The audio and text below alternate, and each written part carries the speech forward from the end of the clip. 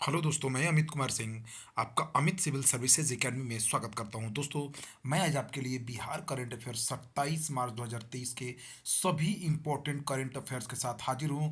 दोस्तों, मेरे चैनल पर आप डेली वीडियो देख सकते हैं जिसमें मैं बिहार करंट अफेयर्स के लगभग 6 अखबारों का निचोड़ आपके लिए लेकर आता हूं और साथ ही साथ राष्ट्रीय तथा अंतर्राष्ट्रीय घटनाओं का भी 6 अखबारों का निचोड़ मैं लेकर आपके लिए आता हूं।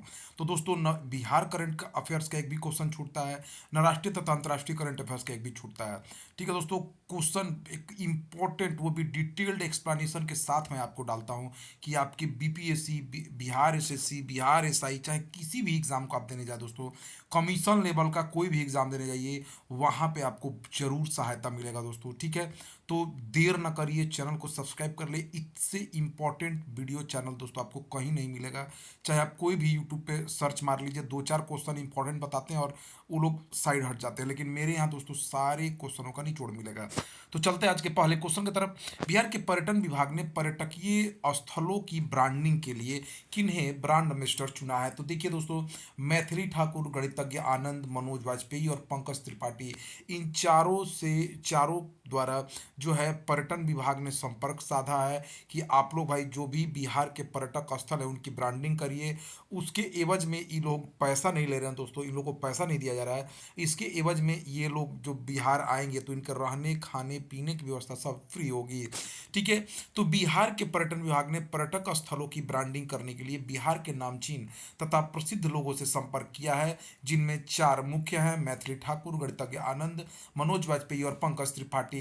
मैथिली ठाकुर और गणितज्ञ आनंद ने इस पे हामी भर चुके हैं, ब्रांडिंग के लिए सहमति जता चुके हैं, जबकि पंकज त्रिपाठी तथा मनोज वाजपेयी से इसके लिए बातचीत चल रही है।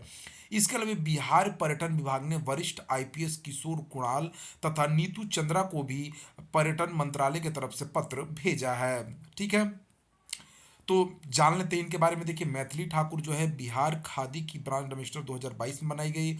इन्हें बिहार पर्यटन का ब्रांड एम्बेसडर भी 2023 में बनाया गया है। ठीक है, तो इनको निर्वाचन आयोग ने बिहार में चुनाव के लिए, ठीक है, जो है चुनाव आयोग का भी ब्रांड एम्बेसडर बनाया था। ठीक है, बिहार निर्वाचन आयोग का। ठीक है, तो ये एक लोक गायिका हैं, भोजपुरी तथा मैथिली गाने गाती हैं।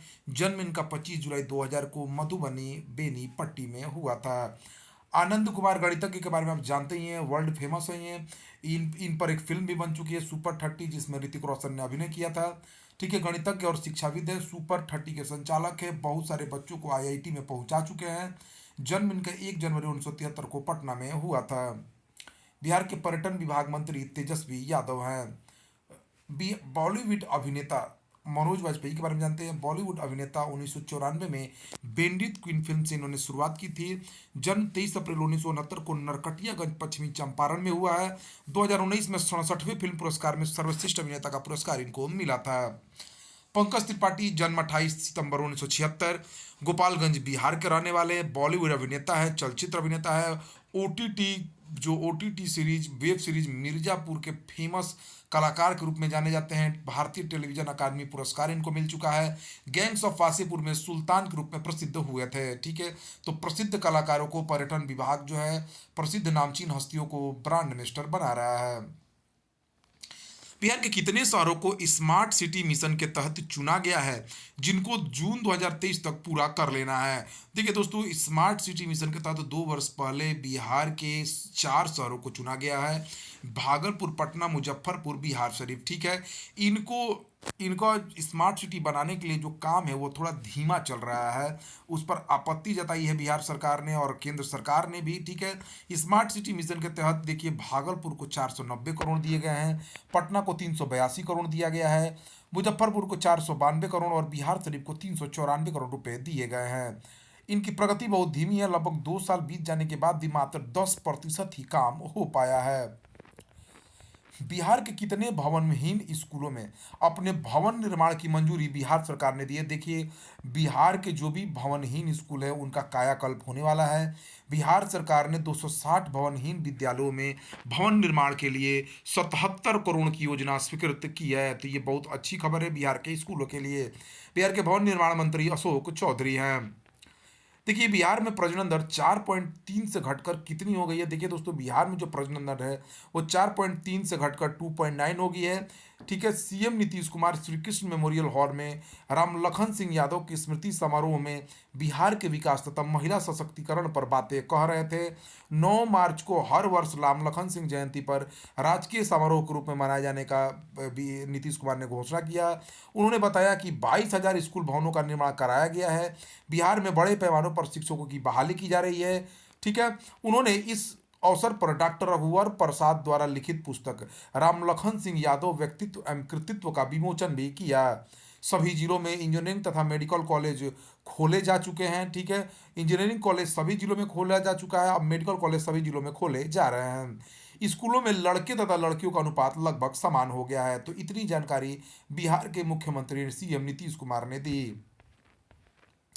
27 मार्च 2023 को बिहार के राज्यपाल सह कुलाधिपति राजेंद्र विश्वनाथ आलेकर किस विश्वविद्यालय की सीनेट की बैठक में शामिल हुए हैं? तो देखिए दोस्तों, बिहार के इतिहास में पहली बार जो राष्ट्रपति हैं वो किसी विश्वविद्यालय के सीनेट में भाग ले रहे हैं। जो राजेंद्र प्रसाद आलेकर जो हमारे बिहार के राज्यपाल हैं, उन्होंने बहुत सारे विश्वविद्यालयों के सीनेट में भाग लिया। 27 मार्च को वो कामेश्वर सिंह दरभंगा संस्कृत विश्वविद्यालय के सीनेट में शामिल हुए। राज्यपाल ने सभी विश्वविद्यालयों के पेंशन सेल बनाने की घोषणा की है। बिहार राज्य के सभी पैक्सों में कुशल प्रबंधकों की नियुक्ति तथा एक एक सहायक भी नियुक्त किए जाएंगे। बिहार सरकार ने इसकी घोषणा की है। देखिए, हाल ही में पैक्स के कर्मचारियों के लिए सेवा नियमावली लागू की गई है। ठीक है, बिहार में अभी 8,463 पैक्स हैं। प्रत्येक पैक्स में एक प्रबंधक, एक लेखपाल तथा जिन पैक्सों की पूंजी 2 करोड़ से ज़्यादा है वहां पर एक एक सहायक की भी नियुक्ति की जाएगी। तो दोस्तों इससे बिहार में रोजगार भी बढ़ेगा। ठीक है, लोक सेवा आयोग इनकी नियुक्ति करेगा। पैक्स का फुल फॉर्म दोस्तों प्राइमरी एग्रीकल्चरल क्रेडिट सोसाइटी होता है। पैक्स को प्राथमिक कृषि ऋण या साख समिति कहा जाता है। यह सबसे छोटी सहकारी ऋण संस्था है। यह ग्राम पंचायत तथा ग्राम स्तर पर काम करती है। देखिए, बिहार में भिखारियों के पुनर्वास के लिए कौन सी योजना चलाई जा रही है? देखिए दोस्तों, मुख्यमंत्री भिक्षावृत्ति निवारण योजना 2012-13 से लागू है बिहार में। ठीक है, भिखारियों के पुनर्वास के लिए बिहार की इस योजना को देश के 10 बड़े शहरों में चलाया जा रहा है। एक मॉडल के रूप में केंद्र सरकार ने 10 बड़े शहरों में लागू किया बिहार की इस योजना को। बिहार राज्य के 1050 भिक्षुकों को साथ लेकर 79 समूहों को बचत करना सिखाया गया है तथा इन समूहों ने बैंकों में 6.69 लाख 990 रुपए जमा किए हैं। बिहार के 10 जिलों में भिक्षुओं के समूह चल रहे हैं। बिहार के इस मॉडल को केंद्र ने भी अपनाया है। भिखारियों को उत्पादक समूह से भी जोड़ा जा रहा है। 44 भिक्षुकों को प्रशिक्षित कर मुक्ता सक्षम उत्पादक समूह नाम से उद्यमी समूह का गठन किया गया है। इस समूह के माध्यम से जूट बैग, फाइल, फोल्डर आदि तैयार किए जाते हैं। देखिए, मुख्यमंत्री भिक्षावृत्ति निवारण योजना के तहत 100 रोजगार हेतु 10,000 की सहायता राशि भी प्रदान की जाती है। भिक्षुकों को पहचान कर उन्हें पहचान पत्र भी दिया जाता है। बिहार आर्थिक सर्वेक्षण रिपोर्ट 2022-23 के अनुसार वर्ष 2012-13 से 2021-22 के दौरान प्रारंभिक विद्यालयों में अति पिछड़ा, अनुसूचित जाति और जनजाति वर्ग के बच्चों में के नामांकन में कितने प्रतिशत की वृद्धि हुई है? देखिए दोस्तों, बिहार जो चाहता था, बिहार राज्य के जो मुख्यमंत्री, हमारे जो उप मुख्यमंत्री तेजस्वी यादव सबको समान रूप से शिक्षा देने के लिए चाह रहे हैं और चाहते हैं कि हर वर्ग के, हर जाति के, हर धर्म के बच्चे एक समान शिक्षा ग्रहण कर पाए। तो उसी कड़ी में दोस्तों बिहार सरकार की योजना सफल होती दिख रही है। वंचित वर्ग के बच्चों के प्रारंभिक स्कूलों में नामांकन में अभूतपूर्व वृद्धि हुई है।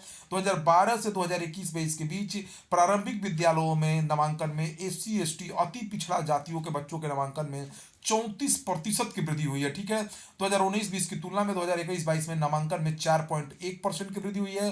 2019-20 में कुल नामांकन 1,97,1,97,73,73 था, जो 2021-22 में बढ़कर 2,14,33,000 हो गया है।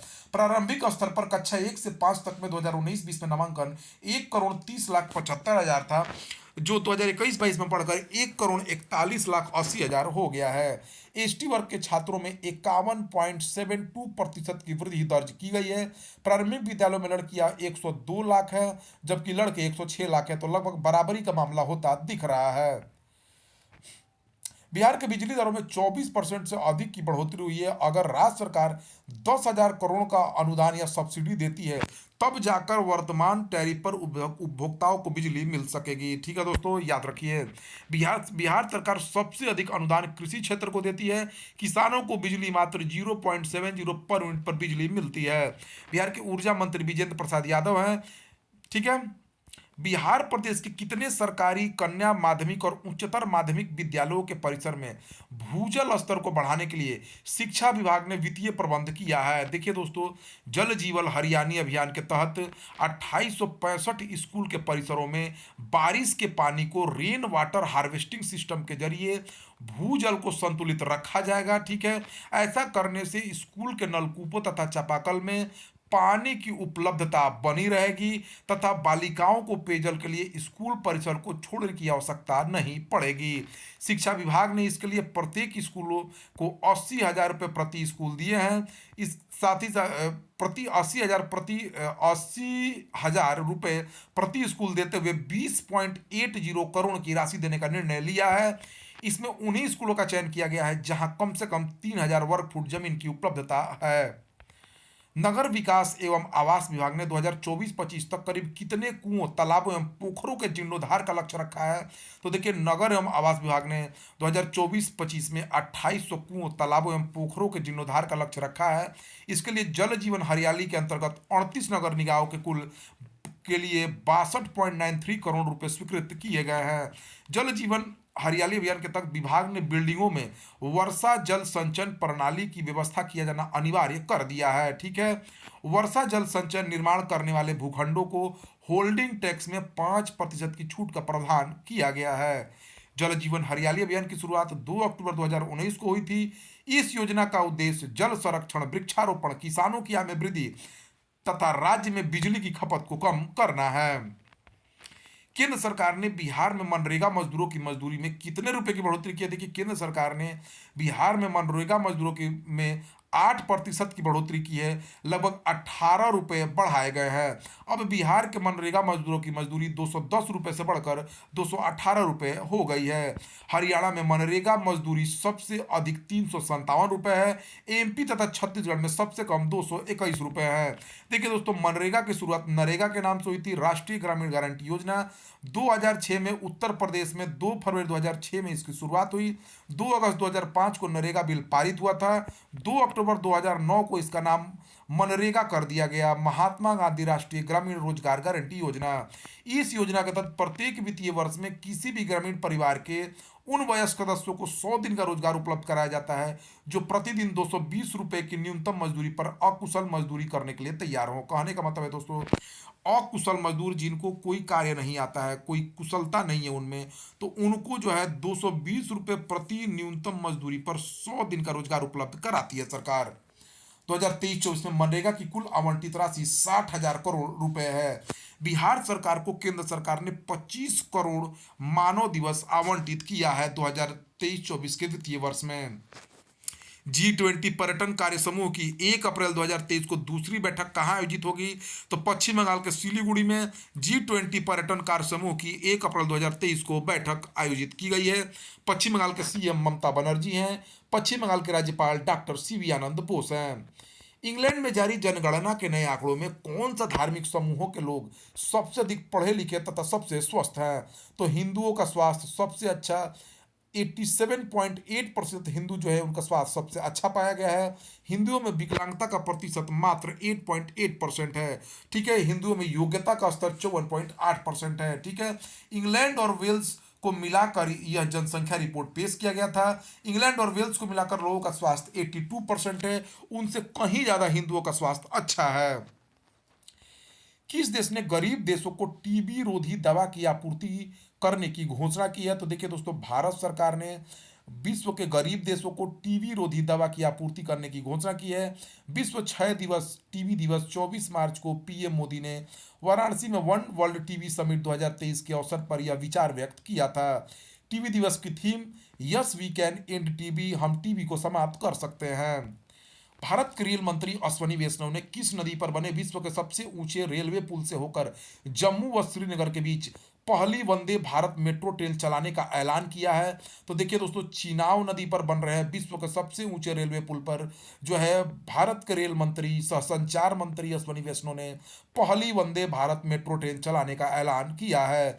जम्मू कश्मीर में चिनाव नदी पर बन रहे विश्व के सबसे ऊंचे रेलवे पुल पर पहली वंदे भारत मेट्रो ट्रेन जम्मू और श्रीनगर के बीच चलाई जाएगी। जम्मू कश्मीर के उपराज्यपाल मनोज सिन्हा है।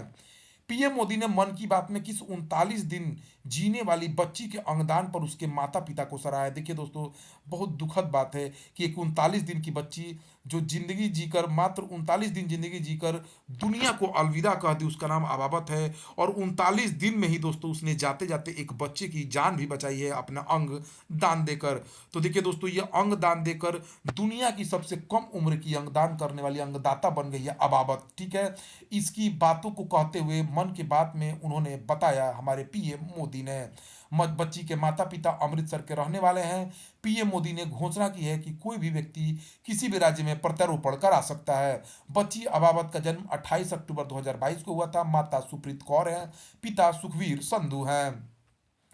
केंद्रीय गृह मंत्री अमित शाह ने किस राज्य के आसान क्षेत्रों में अफसफा कानून के तहत आसान क्षेत्रों को कम करने की घोषणा की है?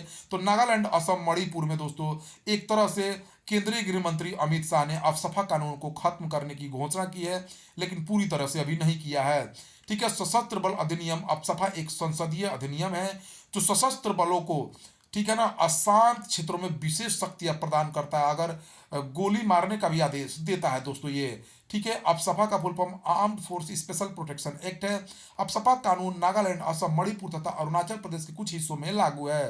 अफसपा कानून 22 मई 1958 से लागू किया गया था।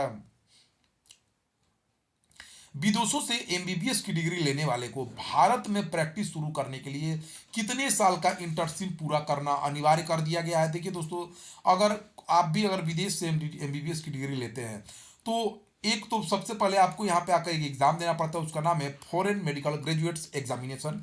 पहले इस एग्जाम को पास करने के बाद आप भारत में प्रैक्टिस कर सकते थे, लेकिन अब इस एग्जाम को पास करने के बाद आपको 1 साल का इंटर्नशिप भी पूरा करना होगा और सर्टिफिकेट, इंटर्नशिप का सर्टिफिकेट मिलने के बाद ही आप प्रैक्टिस कर पाएंगे। और उसके साथ साथ सरकार ने यह भी कहा है कि जो विषय भारत में एमबीबीएस में पढ़ाए जा रहे हैं वही विषय देश से बाहर भी वही होने चाहिए विषय। नई दिल्ली में आयोजित विश्व महिला बॉक्सिंग चैंपियनशिप में 17 वर्ष बाद भारत ने 4 स्वर्ण पदक फिर से जीत लिए हैं। देखिए दोस्तों, 17 वर्ष बाद भारत ने 4 स्वर्ण पदक जीते हैं। 2006 में अपनी मेजबानी में 4 स्वर्ण सहित 8 पदक भारत ने जीता था। नीतू घंघास 48 केजी वर्ग में स्वर्ण पदक जीता इन्होंने। स्वीटी बुरा 81 केजी वर्ग में स्वर्ण पदक जीता है। निकहत जरीन 50 केजी वर्ग में स्वर्ण पदक जीती हैं। और लवलीना बोरगोहाई 69 केजी वर्ग में स्वर्ण पदक जीती हैं। ठीक है, पहला महिला प्रीमियर लीग की विजेता कौन सी टीम बनी है? देखिए, विजेता मुंबई इंडियंस बनी है। ठीक है, उप विजेता दिल्ली कैपिटल्स बनी है। दिल्ली 7 विकेट से यह हार गई मैच। विजेता को 6 करोड़, उप विजेता को 3 करोड़ मिले हैं। मुंबई इंडियंस की कप्तान हरमनप्रीत कौर है। दिल्ली कैपिटल्स की कप्तान मेग लेनिंग है। ऑरेंज कप सर्वोच्च रन स्कोरर मेग लेनिंग को मिला है। ठीक है, 345 रन बनाए थे इन्होंने। पर्पल कप सर्वोच्च विकेट लेने वाले को मिलता है, हैली मैथ्यूज को मिला है, 16 विकेट लिया इन्होंने। और फाइनल का player of the match net skewer Brunt को दिया गया। ठीक है, तो याद रखिए, मुंबई इंडियंस ने दिल्ली कैपिटल्स को 7 विकेट से हराकर यह विजेता बनी है। भोपाल में आयोजित आईएसएसएफ राइफल पिस्टल विश्व कप में 50 मीटर राइफल 3P स्पर्धा में स्विफ्ट कौर सामरा ने कौन सा पदक जीता है? तो देखिए, भोपाल में आयोजित आईएसएसएफ राइफल पिस्टल विश्व कप में 50 मीटर राइफल 3P स्पर्धा में कांस्य पदक जीतने वाली स्विफ्ट कौर सामरा बनी है। वंदे भारत ट्रेन के सीटों तथा अंदरूनी पैनलों का ऑर्डर किस कंपनी को दिया गया? देखिए, वंदे भारत ट्रेन के सीटों तथा अंदरूनी पैनलों का ऑर्डर जो है टाटा स्टील को 225 करोड़ में दिया गया है। केंद्र सरकार ने 2030 तक देश में नवीकरणीय ऊर्जा क्षेत्र में कितने मेगावाट बिजली उत्पादन का लक्ष्य रखा है? तो देखिए, सरकार ने फरवरी 2023 तक देश की कुल बिजली उत्पादन क्षमता का 5 लाख मेगावाट उत्पादन का लक्ष्य रखा है। ठीक है, अभी भारत की कुल बिजली उत्पादन क्षमता 4,12,212 मेगावाट है। जिसमें नवीकरणीय सौर पवन बायोगैस आदि में केवल 1,68,963 मेगावाट उत्पादित हो रहा है। ठीक है, अभी लक्ष्य से हम लोग बहुत दूर हैं। भारत नवीकरणीय ऊर्जा क्षमता के हिसाब से दुनिया का तीसरे सबसे बड़ा देश बन गया है। 31 जनवरी 2023 के आंकड़ों के अनुसार कुल बिजली उत्पादन क्षमता 4.11 लाख मेगावाट थी। कोयला 51% कोयला से बिजली का उत्पादन हो रहा है, 2.116 लाख मेगावाट। गैस से 24.82 हजार मेगावाट, परमाणु से 6,778 मेगावाट, पन बिजली से 46.85 हजार मेगावाट और नवीकरणीय क्षेत्र से 1.215 मेगावाट उत्पादन हो रहा है, 29.53%। भारत के ऊर्जा मंत्री आर के सिंह है।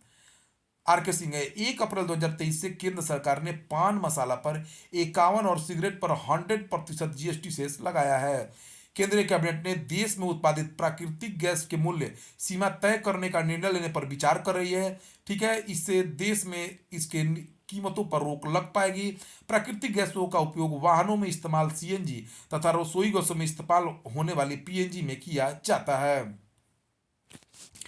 किस देश की स्पेस एजेंसी अंतरिक्ष में ब्रेन ट्यूमर की इलाज खोजेगी? देखिए, ब्रिटेन की स्पेस एजेंसी अंतरिक्ष में लाइलाज बीमारियों की इलाज खोजने की योजना पर काम कर रहा है। इसमें बच्चों में होने वाले ब्रेन ट्यूमर तथा उनकी मांसपेशियों की उम्र बढ़ने की प्रक्रिया शामिल है। 26 करोड़ की इन दोनों परियोजनाओं को 2025 में लॉन्च किया जाएगा। इंस्टीट्यूट ऑफ कैंसर रिसर्च की ब्रेन ट्यूमर योजना D2 प्रोजेक्ट्स के लिए ब्रिटेन स्पेस एजेंसी से 12 करोड़ का फंड मिला है। ब्रिटेन की space agency chief doctor Paul Bate ने कहा है कि D2 अंतरिक्ष में रहने के दौरान यह अध्ययन करेगा कि कैसे ट्यूमर कोशिकाएं एक दूसरे से संपर्क करती है। कैंसर के अध्ययन को ऑन्कोलॉजी कहा जाता है। ब्रिटेन में हुए एक शोध के अनुसार दिल टूटने पर होने वाले दर्द के लिए कौन सा हार्मोन जिम्मेदार है? देखिए दोस्तों, दिल टूटने पर होने वाले दर्द के लिए मैसेंजर हार्मोन, जिसका नाम कोर्टिसोल हार्मोन है, वह जिम्मेदार है। ब्रिटेन में हुए इस अध्ययन को लाइफ साइंस पत्रिका में प्रकाशित किया गया है। सीने में दर्द के लिए ब्रोकन हार्ट सिंड्रोम जिम्मेदार है। हार्मोन अंतःस्रावी ग्रंथियों से, ठीक है ना, इंडोक्राइन ग्रंथियों से स्रावित होने वाला रासायनिक पदार्थ है जो सजीवों में होने वाले वृद्धि एवं विकास, प्रजनन आदि का नियंत्रण करता है। याद रखें दोस्तों, अगर किसी के शरीर में वृद्धि नहीं हो रहा तो उसमें हार्मोन की कमी है, चाहे हार्मोन का उत्सर्जन नहीं हो पा रहा है। ठीक है, हमारी ग्रंथियां जो अंतरस्रावी ग्रंथियों से इसका उत्सर्जन होता है। देखिए, पुरुष हार्मोन टेस्टोरोन हार्मोन को कहा जाता है और जो सेक्स हार्मोन है महिलाओं में वो एस्ट्रोजन हार्मोन है। महिलाओं के शरीर प्रजनन अंगों का विकास करता है। ये प्रोजेस्टेरोन हार्मोन प्रेगनेंसी के दौरान अहम भूमिका निभाता है। आईआईटी कानपुर तथा किस संस्थान ने मिलकर एयर प्यूरिफायर एसी के लिए विशेष एपा एयर फिल्टर बनाया है? देखिए दोस्तों, आईआईटी कानपुर तथा आईआईसी बेंगलुरु ने ठंडी तथा शुद्ध हवा के लिए एसी के लिए एक विशेष हेपा एयर फिल्टर बनाया है। यह एसी को एयर प्यूरिफायर एसी बना देगा। ठीक है, एसी के ऊपर लगाने से, ठीक है, पूरे सीजन शुद्ध व ठंडी हवा मिलेगी। यह एयर फिल्टर वायरस, बैक्टीरिया के साथ साथ हर तरह के प्रदूषण से भी बचाएगा। अल्बानिया के डुरेस में चल रही विश्व युवा भारोत्तोलन प्रतियोगिता में भारत ने कितने कांस्य पदक जीते हैं? तो भारत ने 2 कांस्य पदक जीते हैं। भारोत्तोलन धनुष लोगानथन ने जीता है और ज्योत्सना साबर ने जीता है। सरकारी digital commerce open network ONDC portal ने किस बेंगलुरु की ऑटो बुकिंग ऐप से नेटवर्क जोड़कर यात्री कैब की शुरुआत की है? देखिए दोस्तों, सरकारी digital commerce company open network ONDC ने जो है नम्मा यात्री ऐप, जो बुकिंग ऐप है बेंगलुरु की, उससे समझौता कर अपने नेटवर्क को जोड़ 0 कमीशन पर सीधे ग्राहकों को अपनी सेवाएं प्रदान करने में मदद कर रहा है। देखिए, ओला और उबेर जो है वो ग्राहकों से बहुत मोटा कमीशन लेते हैं, तो ये 0 कमीशन के साथ सीधे ग्राहकों से सेवाएं दे रहा है। जस्पे टेक्नोलॉजी द्वारा निर्मित इस ऐप से लगभग 45,000 ड्राइवर तथा 4.5 लाख ग्राहक जुड़े हैं। ओला उबेर को इससे कड़ी चुनौती मिलेगी, ये अपने चालकों से मोटा कमीशन वसूलते हैं। केंद्रीय पर्यावरण, वन एवं जलवायु परिवर्तन मंत्री भूपेंद्र यादव ने 26 मार्च को कहां पर अंतर्राष्ट्रीय वन दिवस के अवसर पर अरावली ग्रीन वाल प्रोजेक्ट का उद्घाटन किया है? देखिए, हरियाणा के टिकली गांव में अरावली ग्रीन प्रोजेक्ट का उद्घाटन जो है केंद्रीय पर्यावरण, वन एवं जलवायु परिवर्तन मंत्री भूपेंद्र यादव ने 26 मार्च को किया है अंतर्राष्ट्रीय वन दिवस के अवसर पर। इस योजना या प्रोजेक्ट का उद्देश्य 5 राज्यों में फैली अरावली पर्वत श्रृंखला के लगभग 5 किलोमीटर के बफर क्षेत्र को हरा भरा बनाना है। अरावली का हरित आवरण तथा जैव विविधता को बढ़ाने के लिए बड़े पैमाने पर वृक्षारोपण अभियान तथा जल संसाधनों का संरक्षण शामिल है। इस परियोजना में हरियाणा, राजस्थान, गुजरात और दिल्ली शामिल है, जहां 60 लाख हेक्टेयर क्षेत्र पर अरावली पहाड़ियां फैली हैं। इन 4 राज्यों में अरावली अरावली राजस्थान में स्थित एक पर्वतमाला है। यह सबसे प्राचीनतम पर्वत श्रेणी है जो गोंडवाना लैंड का अस्तित्व है। अरावली का विस्तार गुजरात के हिम्मतनगर से दिल्ली तक लगभग 720 किलोमीटर दूरी तक है। इसकी सबसे ऊंची चोटी माउंट आबू पर स्थित गुरु शिखर है, जिसकी ऊंचाई 1722 मीटर है। किसी भी अस्पताल में कैशलेस सुविधाओं का लाभ उठाने के लिए स्वास्थ्य बीमा पॉलिसी धारकों के लिए कहीं भी कैशलेस सुविधा किस कंपनी ने शुरू की है? तो ICCI Lombard general insurance company ने अपने स्वास्थ्य बीमा पॉलिसी धारकों के लिए कहीं भी कैशलेस सुविधा शुरू की है। हाल ही में अमेरिका के दिवालिया हुए बैंक सिलिकॉन वैली बैंक का अधिग्रहण किसने किया है? तो दोस्तों देखिए, हाल ही में अमेरिका के बहुत सारे बैंक दिवालिया हुए हैं। उसी में अमेरिका की एक दिवालिया हुई बैंक सिलिकॉन वैली बैंक का अधिग्रहण फर्स्ट सिटीजन बैंक ने कर लिया है।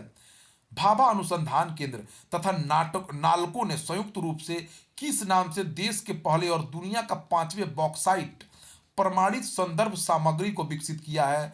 तो यह विकसित किया दोस्तों, नाम है उसका बार्क बी 1201 के नाम से। निर्देशक बार्क के अजीत कुमार मोहंती है निदेशक, मुख्यालय मुंबई है।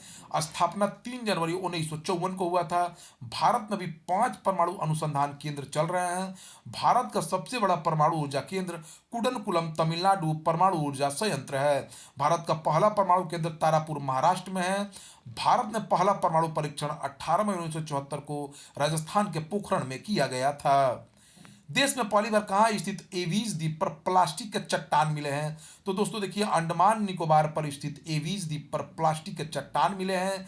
अंडमान निकोबार एक केंद्र शासित प्रदेश है। यह बंगाल की खाड़ी के दक्षिण में हिंद महासागर में स्थित है। इसकी राजधानी पोर्ट ब्लेयर है। यह 572 छोटे बड़ों द्वीपों से मिलकर बना है। उपराज्यपाल यहाँ के देवेंद्र कुमार जोशी हैं। काला पानी की सजा का जेल यहीं पर था। 27 मार्च को मनाए जा रहे विश्व रंगमंच दिवस 2023 की थीम क्या है?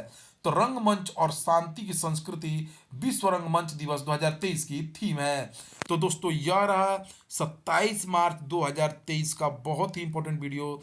तो दोस्तों वीडियो को देखिए, चैनल को सब्सक्राइब कर लीजिए, जिनको नहीं है उनमें शेयर करिए। Thank you for watching my video.